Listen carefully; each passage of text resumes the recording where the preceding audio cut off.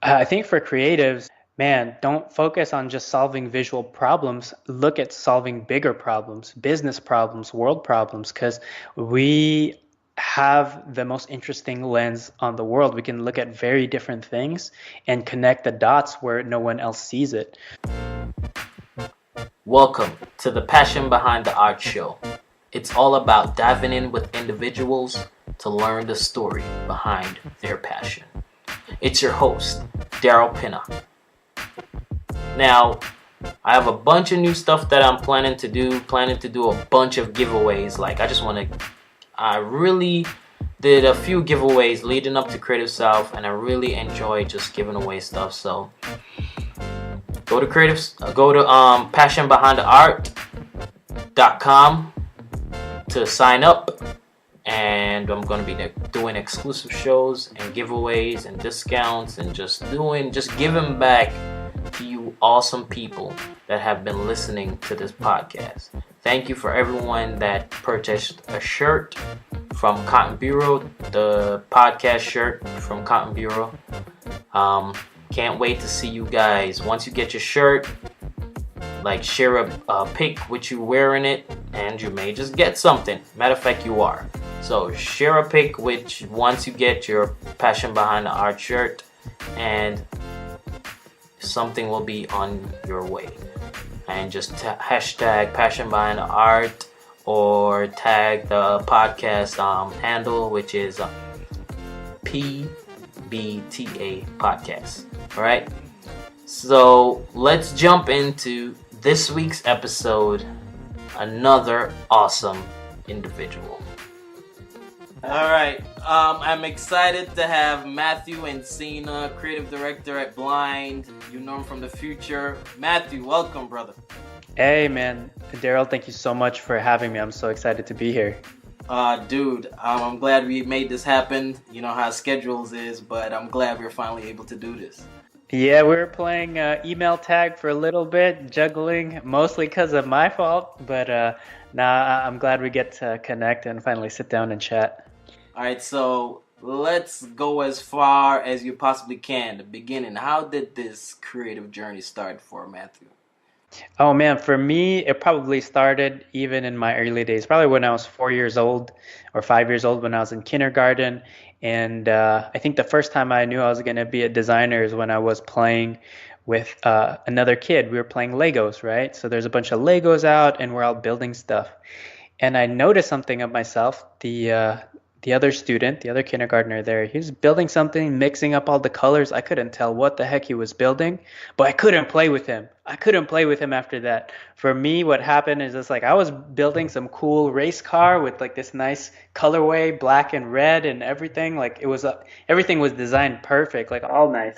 So I couldn't play with other people, and I noticed. I think I draw back to that memory. It's like, oh, that's probably my early signs as being a designer back in the day. So that's probably my earliest memory. But throughout my childhood and elementary school, high school, college, my parents have been incredibly supportive, and so have my extended family around that. I count back all the things that they've done for me, which is buy me supplies.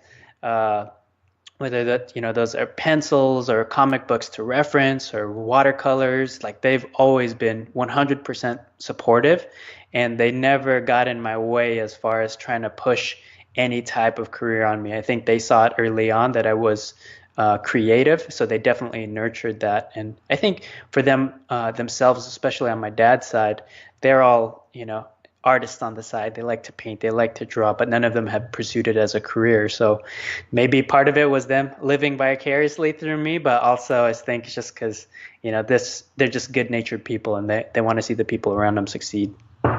Are you one of those? Many people that said, "Oh, I didn't even know graphic design exists." Were you one of those that knew from the jump, "I'm going to graphic design from high school"? Heck no, man. I was really in love with a lot of special effects in movies, right? So Terminator 2, all the Star Wars films, Pixar films, like those were all huge for me. So I was heavily inspired by that. So I wanted to be a 3D animator. right? Mm. Like that was my big dream going to high school. And then in high school, there was a specialized digital arts program where I got to learn the Adobe Creative Suite and I got to learn some 3D programs there. So I started on my journey ninth and 10th grade wanting to become a 3D animator. And then one time we went to a studio visit to one of these big 3D studios that was actively working on films. I was like, finally, this is my dream come true. We did the studio visit, we saw the reel, it was amazing. This was in 10th grade. And then we went down to where all the artists were working. And what it was the dungeon. It was like 100 dudes all looking at screens. Every screen was the same exact image. It was like this image of a cat, and they were animating the whiskers or the mouth talking. It was like one of those films where the animals talk, and all the windows were blacked out, and that crushed my dream right there. From there on out, I was like, dude, I don't want to work on movies. This is not my dream. I do not want to do this. So from there on out, from 11th to 12th grade, I was like, what else is out there? And I started working on more like still frames and just learning the ins and outs of Photoshop and a little bit of web design because I was more feeling that. This is like, okay, this is still, I can still carry my skills over, but for sure I'm not going to be a 3D animator.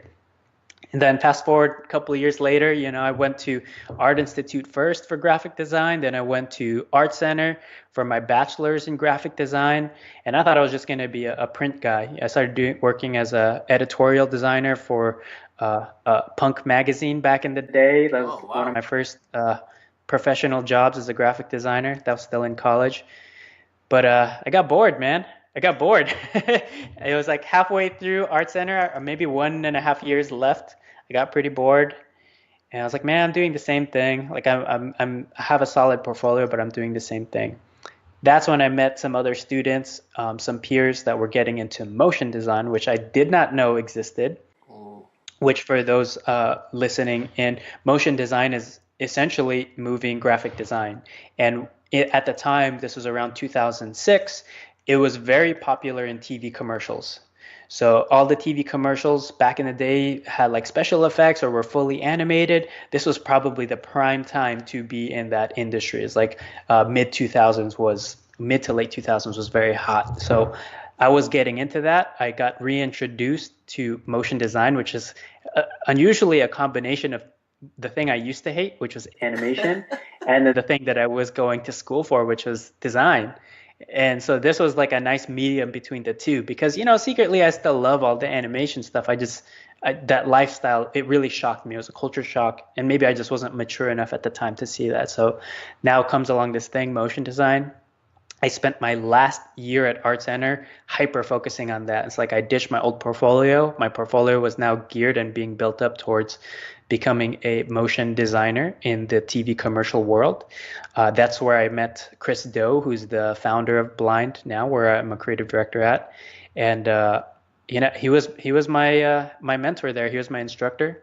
I loved his class. I felt like he taught me so much so that I took his class 3 times over. I took his class 3 times. I asked him if I could intern for him. He let me intern for him, and then I started freelancing there. As soon as I graduated, started freelancing for Blind.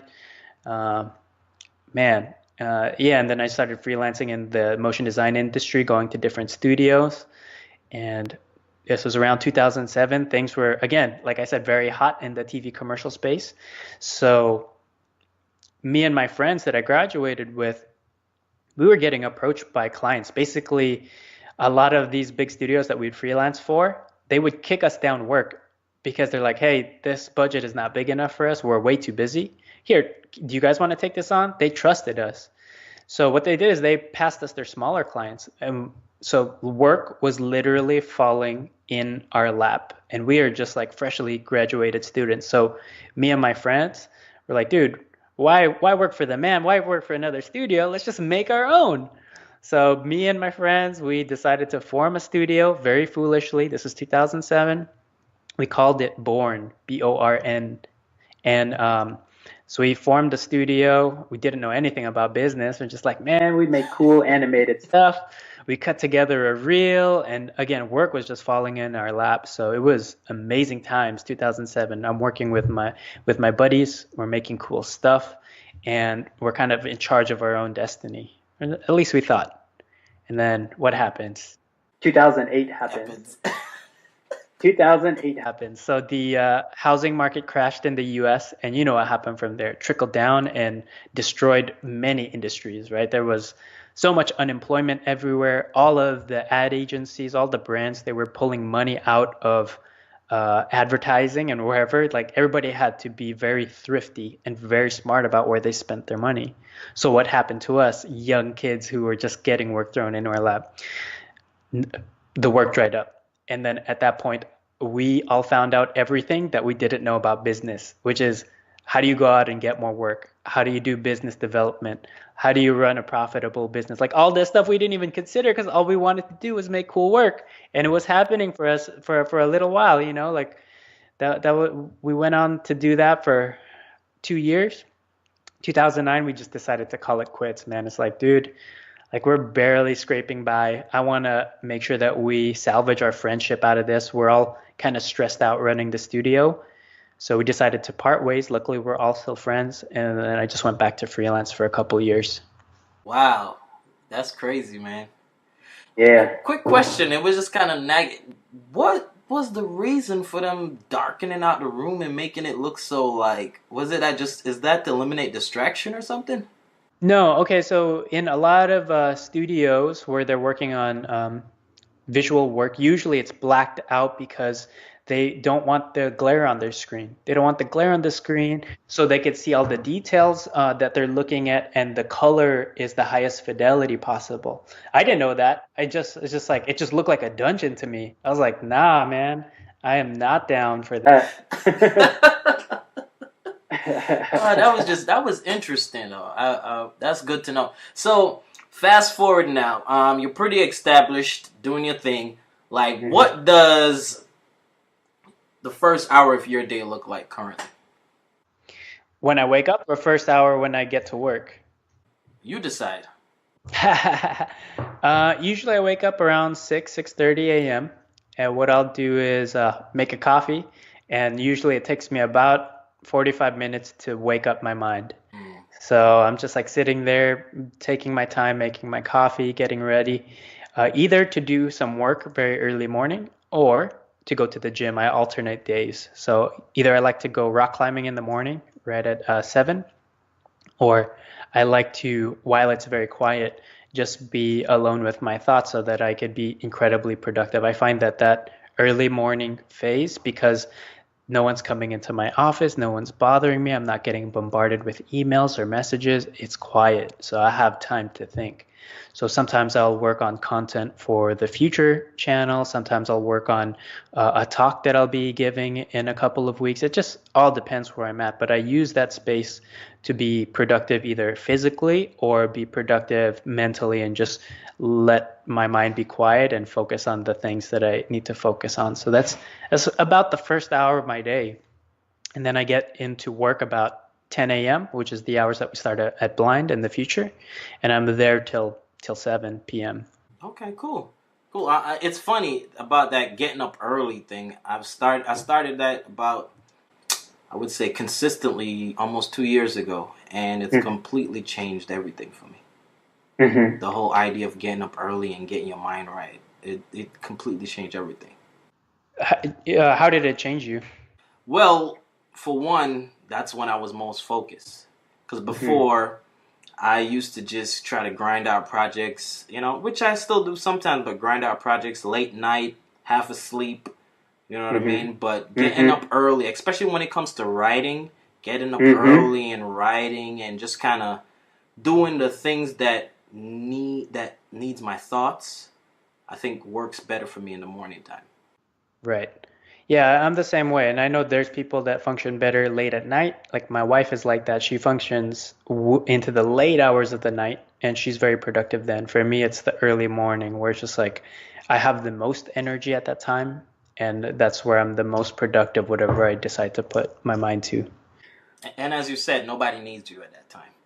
That's right. No one can bother me. There's no distractions. Even, at the end of work, either you're really tired or your friends want to hang out or you have to make dinner. Like there's plenty of stuff to distract you even at the end of the day. That is At the true. beginning of the day while everybody else is still asleep, you can't be distracted even if you try. The truth. That is the truth. So, what would you say was the hardest struggle that you had to overcome through your journey? Oh, that's a good question. Uh, I think a reoccurring thing that I've had to deal with that's been a struggle, but mostly it's less of a struggle and more of a challenge is the constant need to change, embracing change because it happens, right? So 2008, the market crash, what did I have to do? I just got to figure out how to make the business work and then eventually go make the decision to close the shop and go back to freelancing. Uh, Even our industry for blind, the motion design industry, which was very lucrative and popular for a long time, here comes the internet and disperses all the TV dollars, right? Nobody's watching TV, nobody's watching ads anymore. Where does all that advertising dollars go? So we've had to shift as a business, and I've had to learn new traits, like new skills, essentially. Before I was just really good at making stuff for TV commercials. Now I got to learn how to be a brand strategist. I need to learn how to work with clients directly. I need to learn how to look at their business globally and make sure that I'm making a good impact for them. And it's not just this one off marketing piece. So it's like having those constant shifts in my life. Those have all been big challenges for me. And then even more recently now, coming from the client service industry, right, on Blind, where we're serving clients, and then now becoming a content creator and author on The Futur, where it's like now I have to look at all the things that I've been doing over the years. How do I turn the lens on myself and teach everything that I know to other people, right? Right. So like that's a whole different skill. Like I'm sure everybody every day, right? Like they're kind of automatic with the jobs and tasks they do every day. But if you ask them to, it's like, oh, how did you do that? They got to stop and think. It's like, wait, how did I design that? Why did I design it that way? Why did I choose this typeface? Why did I choose this color? So you do this stuff second nature just because you're taught as a maker and you become very efficient at it. What I've had to do moving into the education space and the content space is learn how to articulate that to another human being and how to teach that stuff. So that's been great.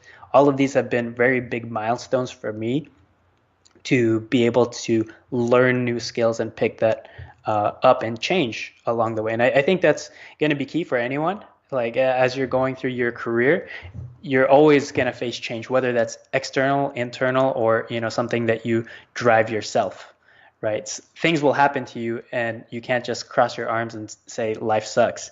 It's like you have to actually do something about it. Or at the same time, it's like, well, if you feel stagnant, and you're just doing the same thing every day, like don't be happy with that. Don't settle with that. Like change and do better. So yeah, that's a constant struggle slash challenge. Wow, I like that. Yeah, because I figure when I started writing, I realized how much that changes everything when you start writing out your processes and stuff like that. Like there's so much things Mhm. that you do, like even just editing I don't know, a photo. Like you don't think about Mhm. all the different things you do until you start writing it out. That's right. And that's the things we take for granted. That was something that Chris Doe had told me when he first invited me onto the future. He's like, "Hey, you should make some content, video content for the future." I'm like, "Dude, nobody cares what I have to say. Like, why, why would I get in the camera? Like, that's your channel. Like, everybody's there for you. You're great at speaking. I'm not." And he's like, "No, no, no, no." He's like, "You know what? Look at everything you do every day. Somebody finds that valuable. Somebody finds that special. That's the reason why I'm paying you money, right? I'm paying you money because you do something very well and very effectively and efficiently." It's like, now just think about that. It's like, if you were to teach that to somebody else, what are your steps? So that kind of put me in a train of thought where I started evaluating all of the things that I do every day, from design to communicating to my interns and designers to communicating with clients and making sure that we could sell our projects through. So it's like all this stuff It's like, yeah, actually, you know what? That stuff is very valuable, something that I've trained over the years and learned how to do. I should be able to teach that to somebody else. And I never felt like I had mastered any of those things until I was able to articulate how and why I did those things to another person. So now that I've been able to turn the lens back on myself and really evaluate my process, I feel like I own those things. You know what I mean? Like I could teach that to anybody now. Wow. So as we've been hinting at this, I know you freelance, but how did you get hired on to Blind? How did this start? Yeah, so like I said earlier, I was freelancing for a blind for a couple of years, especially after I closed my business. First person I called was Chris. It's like, hey man, I know I interned there before. You guys need any freelancers? He's like, yeah, come on in. And then I worked there probably 2.5 years straight. I never left. Not a single day went by, so it was almost like I was staff there. So I was freelancing there mostly as a designer, a little bit of an animator, but eventually what happened is I was working directly under the creative directors at the time, which were Eric, Tom, and Vanessa. They were amazing creative directors, so I got to work directly under them. More and more as I worked with them, they started treating me more like an art director, meaning they would tell me what the goal. I would just work with the team and coordinate with the teams, the other animators and designers, for how to get it done. Okay. So they just started challenging me more and more because it's like, oh, they built some trust in me. They understand that I know how to hustle as far as like, hey, when when we're running late into the night, like somebody's got to get this done. Matthew can do it. You know, if not, he could probably get somebody else to work with him on this. So they started trusting me more and more. I think they saw that some of those attributes in me and characteristics in me that's starting to develop a little bit of leadership skills. And eventually, uh, Chris had offered me a position. I think this was in 2011. He's like, hey, you know, we're looking to mix things up here at Blind. We want to bring in some young blood to just mix up the, you know, like the top level thinking here. Would you be interested? At that time, I was already freelancing for a couple of years. I bounced around to a couple studios after Blind, and I was like, man, you know, I feel like I'm moving horizontally in this freelance game. I'm just being hired as a mercenary. Like, do the same thing for a different company, different client. Do the same thing for a different client, different company.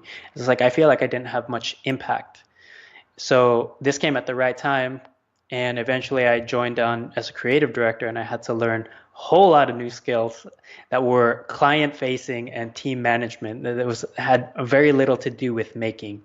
So that was a big jump for me, but it was a wonderful opportunity because I was able to pick up a ton of new skills.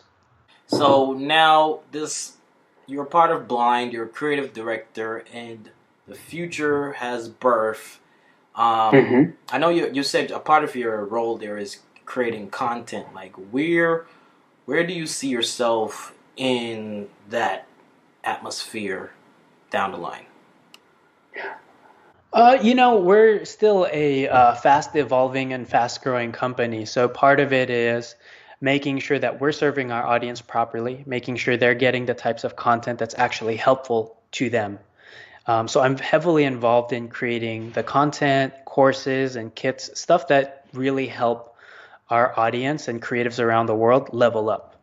Because this is what we hear all the time when we look at the channel. All the comments are this. It's like, guys, how you've helped me so much. You know, like I was charging $5 for a logo, now I'm charging 500. You know what I mean? And it's like, oh, I started charging 500 for a project, now I'm charging 5,000.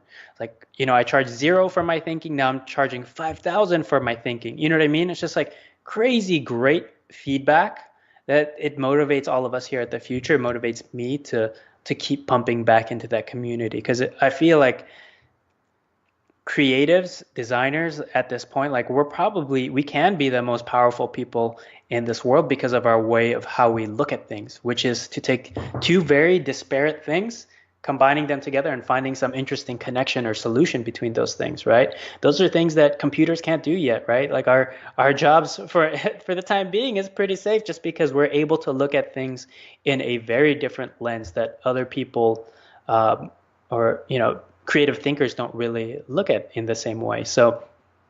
Uh, so yeah, I mean, I feel like it's a very exciting time. I'm glad we get to give back. I feel like for me, I want to just keep creating more content, hopefully grow and teach more content on the motion design side because I've been doing that for so long.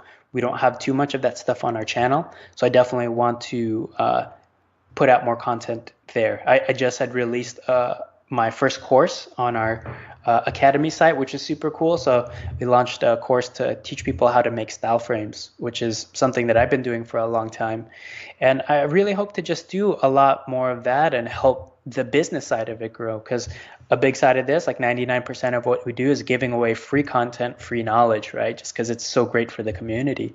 And then the 1%, the stuff that's sometimes behind a paywall or things that where it's like people want more of our time, we offer that at a premium. It's like we give away most of the stuff for free, but we would ultimately love to just be running the future exclusively. Because the cool thing about that is that we're not dependent on clients. We're serving, like we have a good mission. We're serving people, and we get to just do essentially whatever we want. So the ultimate goal is that that becomes self-sustaining, and we're able to have a very lucrative business that has a positive impact in the world. So I'm so glad that I get to be a part of that, and I feel like I'm still navigating my exact role in there, but it's a little bit in both camps, right? Creating more content for the audience, and then helping build up the business on the other side. That's awesome, man. So, who are some of the people you surround yourself with? Who is Matthew's support system? Support system. Obviously, everybody here at Blind in the Future. Like the only reason I've been working with Chris and at Blind for so long is just because he still inspires me every day. One bit of advice that I always follow is if you're ever the smartest person in the room, that's when you know it's time to quit your job. I have never felt that way here. I feel like Chris is getting younger every day and he's learning something new every day. And because he's the leader of this ship, like it motivates me to be around that, and it helps me to be a constant learner, a constant improver. So everybody here, from Chris to Ben to Greg and all the designers here, everybody's phenomenal at what they do. So being around that helps me self-improve and helps motivate me to do more stuff. So that's definitely on the business side. Obviously, my wife is a very huge inspiration for me. She's an artist. She also came from the motion design world. That's where we met, actually. But she's pursuing her life as an artist, moving away from the industry and really taking that on. Like, how does she work without clients? And like, how does she become somebody that expresses herself through her art, but also can make a living off of that? So that's been hugely inspirational for me, especially moving into the future space, like away from client services. It's like she just dove off the deep end. She's like, all right, I'm going to try and cut myself off from this world and remove the safety net so that I can do exactly what I need. Because for her, she didn't grow up wealthy or anything, but she's always thrived because that was her only option. So she's doing the same thing now too. It's like, okay, let me run away from the industry. I don't have the safety net. Let me just try and be an artist and express myself. So for me, that's incredibly inspirational. It's like, I don't have it in me to be that gutsy, but she does. And so for me, it's like having these types of people, constant improvement, people who take risks. Having those people around me is amazing. And of course, lastly, it's my family and friends. Like my family, like I mentioned earlier, have been incredibly supportive at everything I do.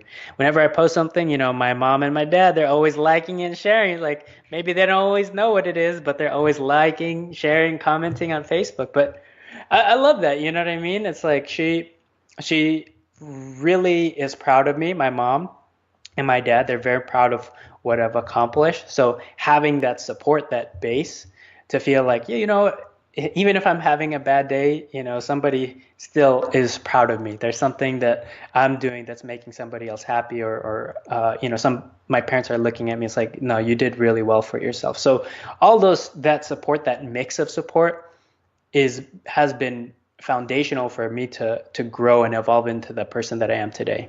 That's awesome. What is that gear or that thing that Matthew can't live without right now? Ooh, oh man. I'm trying to think right now what that is. Dude, you stumped me right there. That is a good one. I think for me, shoot. I'm gonna say music. Music's been a pretty big part of my life. One thing I haven't mentioned is that, all through high school and even through the past couple of years, I've been a competitive dancer in the b-boy scene, the breakdancing scene. Stop So playing. yeah, music's been huge in my life, meaning like it's obviously with b-boying, with breakdancing, it's like that's all you need. You need shoes and music, and that's it. You know what I mean? And that was my whole life for 17 years. That was huge. So that carries over to now, like music drives me. Like as I'm working and concentrating on stuff, and depending on my mood, I'll put on a different tune. Right now, what's really helping me focus and concentrate is a lot of classical music, man. Classical music, I just put that on, and for whatever reason, I just get in the zone, and I could just write like a madman when that. I don't know if I feel like a genius because I'm listening to Beethoven, or if there's actual something that's going on in my brain that's making me produce all that stuff. But either way, like I feel like music is huge to drive me through whatever kind of thing I'm doing, and it has been for a long time. Dude, that is so epic. Like, especially when you start talking about the dancing. Dude, I used to dance too. Oh yeah, Yes, man, right, that man. is crazy. Like you just struck a chord right there, man. You just struck a chord. Oh my gosh, that's awesome, man. Yeah, I'm dancing. I for the longest time growing up, I wanted to be a professional dancer. It's like, dude, that lifestyle seems so cool. Get to travel the world, and I did that to a degree. I never reached the pinnacle of that. Like, I never reached greatness, but I was able to travel. Compete in Korea and Japan, all across the U.S. And it's just like stuff like that. It's like, whoa, what was the result of that? I built a really deep bond with a bunch of friends. I made a lot of new friends across different languages and cultures, and I was able to surprisingly build a big network out of that because as I was going through that and maturing and growing up, so was everybody else that I grew up with. So it's funny, a lot of the people that I've hired over the years or have done business with, a lot of them have been somewhat related to the b-boy dance scene. So I've done a lot of business with people who I used to battle. All of a sudden, it's like I'm hiring them as my DP or an editor. You know what? It's crazy to me. It's crazy to me, but at least that paid off. It taught me a lot of things. I mean, in high school and even as a kid, I was pretty insecure, very introverted. I was an art kid. But dancing, especially the very nature of breakdancing, it's very aggressive, very in your face. So that taught me a lot of confidence and how to be a little bit more just aggressive and a little cocky. You know what I mean? But like that built up my confidence. So that and then learning how to make friends through something that we all love, like those are blessings that I got out of that culture and that scene, and that's still, I'm very grateful for today. Dude, like you have me so excited right now. You just don't know. Oh my gosh. All right, so what's next for Matthew? What's next? What's next, man? I just want to double down on the future right now. Like all the client service stuff at Blind, it's been great. Like I've been doing a lot of wonderful projects. I've had great clients, do a lot of awesome work for Xbox, which I love because I'm also a gamer. That stuff has been so fun for me and great for my portfolio. But at the same time, there's nothing else like getting the feedback from an audience member, from somebody whose life you've touched all the way across on the other side of the world and say like, hey man, you improved my life. Like there's nothing that beats that. So for me, I want to double down my efforts on the future, the content there, and helping that organization grow. All right, so as we get close to ending, like what advice would you have for creatives out there? I think for creatives, I touched on this earlier, but man, don't focus on just solving visual problems. Look at solving bigger problems, business problems, world problems, because we have the most interesting lens on the world. We can look at very different things and connect the dots where no one else sees it. So I think for me, it's like for young creatives, especially, or even older creatives who've been in the industry for a while, stop focusing on what font to make this or what color to make this. It's like, well, what impact does that actually have on the business? Very little. If you're looking at an organization that you're working with, what can you actually do to improve their bottom line, for them to reach more people, for them to grow? What can you do? Um, from the perspective of a designer or as a creative, to connect some dots for them and really make some real impact. And I think that's something that I've learned over the past couple of years being a brand strategist here at Blind, but also just creating with Chris the future channel and business from the ground up and building an audience around the things that we love to do. So I feel like we were able to solve bigger problems than we have in the past, just as a maker, as a designer, as an animator. I like that, man. I think you just struck a chord for me. Um, so if someone wants to learn about Matthew, where can they go to find out about you?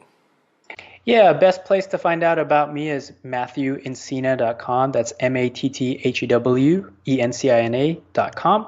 Also at Matthew Encina on Twitter and Instagram.